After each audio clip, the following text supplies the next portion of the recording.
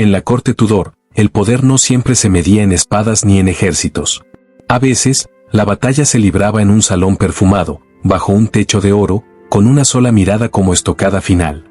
Allí, en medio de intrigas que podían cortar el aire, apareció Jane Seymour, rostro sereno, manos juntas, voz tan suave que parecía incapaz de herir. Y, sin embargo, estaba a punto de derrotar a la reina más peligrosa de Inglaterra sin derramar una sola gota de sangre. ¿Cómo lo hizo? ¿Cómo una mujer sin escándalos, sin idiomas extranjeros, sin el magnetismo arrollador de Ana Bolena, consiguió ocupar su trono? La respuesta está en los gestos que todos vieron pero pocos entendieron: un relicario llevado sobre el corazón, una negativa cortés a un regalo de oro, un silencio que pesaba más que cualquier acusación. Esta no es solo la historia de una reina. Es la crónica de una partida de ajedrez jugada con paciencia mortal, donde cada movimiento estaba diseñado para debilitar a una rival mientras parecía, simplemente, obedecer. Quédate hasta el final y descubrirás cómo Jane Seymour ganó la corona, y cuál fue el precio que pagó por ello. Antes de ser reina, Jane Seymour era simplemente la hija de un caballero rural. Nació hacia 1508 en Bolfal, Wiltshire, en una casa solariega rodeada de bosques donde el apellido Seymour tenía peso, pero no la ambición devoradora de otras familias. Su padre, Sir John Seymour, era un cortesano prudente. Su madre, Marjorie Wentworth, aportaba algo más valioso que tierras, un remoto vínculo con la sangre real, suficiente para abrir ciertas puertas. Jane recibió la educación de una dama respetable. Aprendió a bordar como si cada puntada fuera un hilo de luz, a tocar el laúd con manos ligeras y a rezar con voz pausada. No dominó el francés ni el latín como otras damas ambiciosas, y esa aparente carencia se convertiría en su mayor virtud. No amenazaba el orgullo de un rey que prefería ser admirado más que desafiado. En su adolescencia, entró al servicio de la reina Catalina de Aragón. Observó de cerca la dignidad de una mujer amada por el pueblo pero desplazada por la imparable Ana Bolena. Cuando Catalina fue apartada, Jane permaneció en la corte, esta vez como dama de compañía de la nueva reina. Allí perfeccionó la habilidad más valiosa en un mundo donde cada palabra podía costar la cabeza: escuchar y callar. No intentó imitar a Ana ni competir con sus modos franceses. Aprendió que la corte no se dividía entre buenos y malos, sino entre quienes sabían esperar y quienes se precipitaban. Jane decidió esperar. No tenía la belleza peligrosa de su señora, pero sí algo más útil: una ausencia total de escándalos. Bajo su cofia de lino, Jane cultivaba la imagen perfecta para un monarca que, tarde o temprano, se cansaría de la tormenta.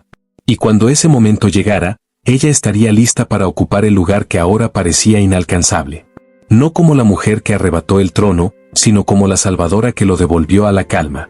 En 1536, la corte Tudor era un campo minado. Ana Bolena, la mujer por la que Enrique VIII había roto con Roma, ya no era la joya que el rey mostraba con orgullo.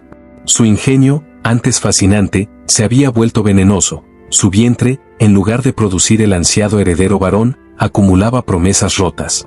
El aborto de febrero de ese año no solo golpeó a la reina, fue interpretado como un juicio divino contra su matrimonio. Mientras Ana intentaba recuperar el favor del rey, otra figura comenzaba a emerger. Jane Seymour, hasta entonces una dama discreta, empezaba a llamar la atención, precisamente por no llamar la atención. No interrumpía conversaciones, no alzaba la voz. Cada palabra parecía medida en una balanza invisible. La facción conservadora, opuesta a las reformas religiosas de Ana, vio en Jane una oportunidad perfecta. Hombres como Nicholas Carew y aliados de la vieja fe comenzaron a acercarse a los Seymour. El plan era sencillo: presentar a Jane como el reverso exacto de la reina. Devota donde Ana era provocadora, dócil donde Ana era desafiante, e intacta. En este contexto apareció el gesto que encendería todas las alarmas: un relicario dorado con el retrato del rey, regalo directo de Enrique. Jane no lo guardó en privado, lo llevó sobre el corazón, bien visible, para que cualquiera, y especialmente Ana, pudiera verlo. En la corte Tudor, portar el retrato del monarca equivalía a anunciar un compromiso tácito. Para Ana, aquel pequeño objeto era una flecha envenenada. No podía acusar sin pruebas, pero sabía que el metal dorado brillaba más que su propia corona. Enrique, por su parte, parecía encantado con este juego de gestos públicos. La calma impenetrable de Jane lo seducía más que cualquier caricia apresurada. La reina, sin darse cuenta, había comenzado a perder la partida.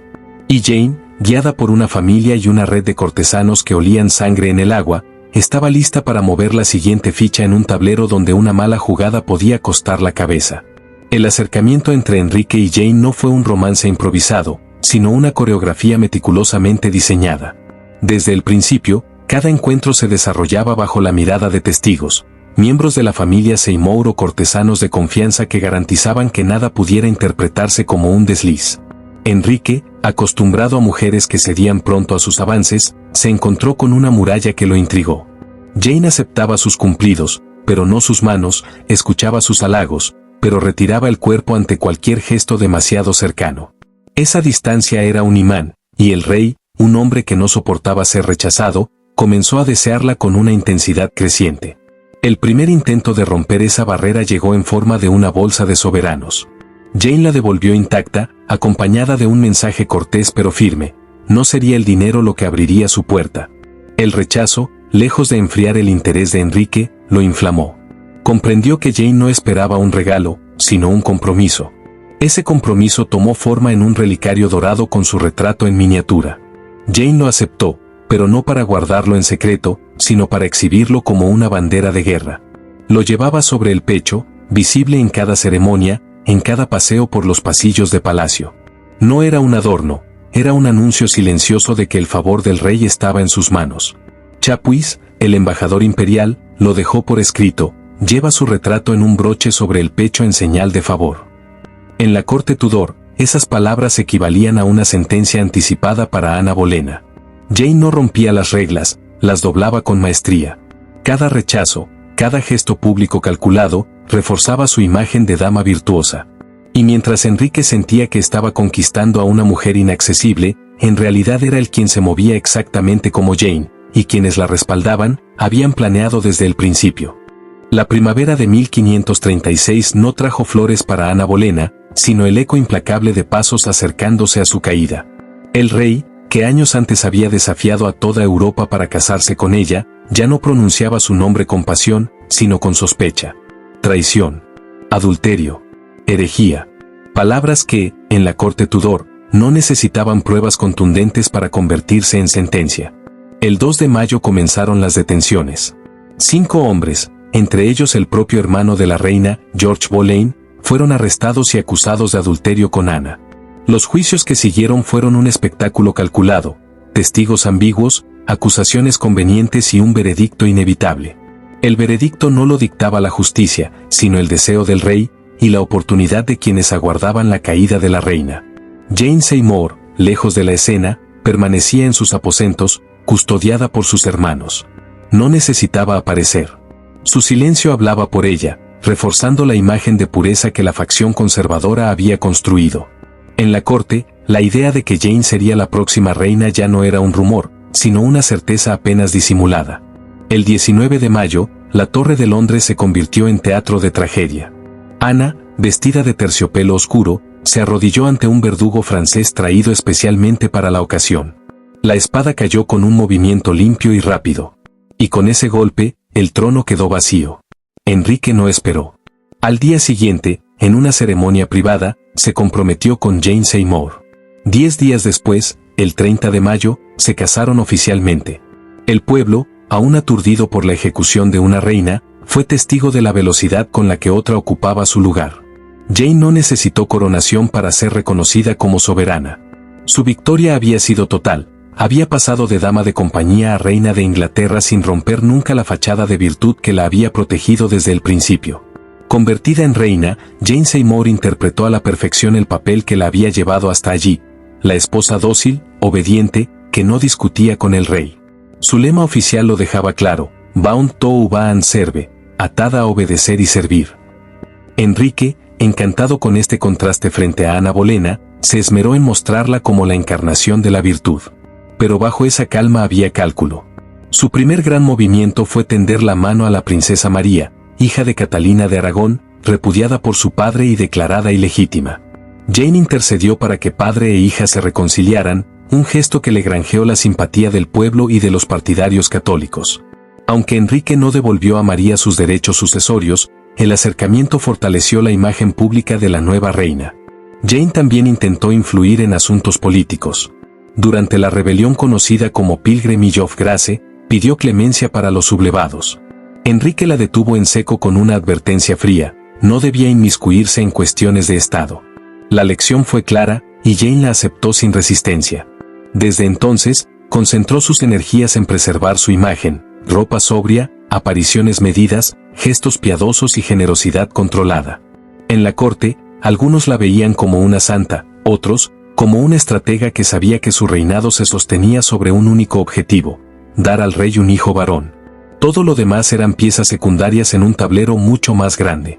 En el verano de 1537, los pasillos del palacio murmuraban una noticia que podía cambiar el destino de Inglaterra: la reina estaba embarazada. No era un simple anuncio. Para Enrique VIII, significaba la promesa de estabilidad, el fin de años de matrimonios fallidos y disputas sucesorias. Para Jane, era la culminación de la estrategia que la había llevado al trono. El rey se volvió protector, casi obsesivo. Nada debía poner en riesgo al hijo que, estaba seguro, sería varón. El ambiente de la corte cambió, las intrigas se silenciaron, y en su lugar surgieron plegarias. El pueblo, que aún recordaba con horror las ejecuciones y escándalos recientes, veía en Jane a la salvadora que devolvería la paz. El 12 de octubre de 1537, tras un parto agotador de más de 2 días, Jane dio a luz a Eduardo, príncipe de Gales. Era un heredero legítimo y, por fin, un varón.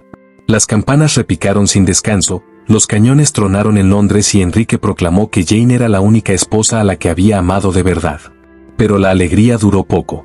La fiebre puerperal comenzó a consumirla. Apenas pudo sostener a su hijo una vez, con una sonrisa que mezclaba orgullo y despedida.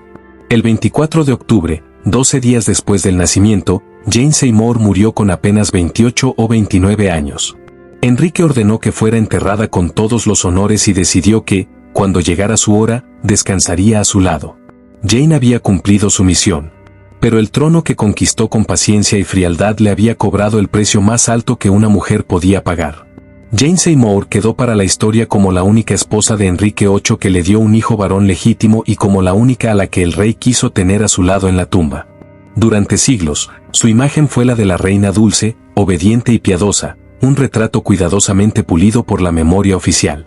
Pero detrás de la seda y la modestia hubo una mujer que comprendió las reglas de un juego mortal y las jugó con precisión quirúrgica. No fue una santa ni una víctima ingenua, fue la pieza exacta que las facciones conservadoras necesitaban para destruir a Ana Bolena. Supo que un no en el momento justo podía abrirle las puertas del trono, y lo dijo con una sonrisa. Su reinado fue breve, apenas año y medio, pero suficiente para asegurar el futuro de la dinastía Tudor. Su muerte, envuelta en un aura de sacrificio maternal, selló su imagen como reina mártir. Hoy, su historia nos recuerda que, en la corte Tudor, la virtud podía ser más afilada que una espada y que, a veces, la victoria no la obtiene quien grita más alto, sino quien sabe esperar en silencio el momento exacto para mover su pieza.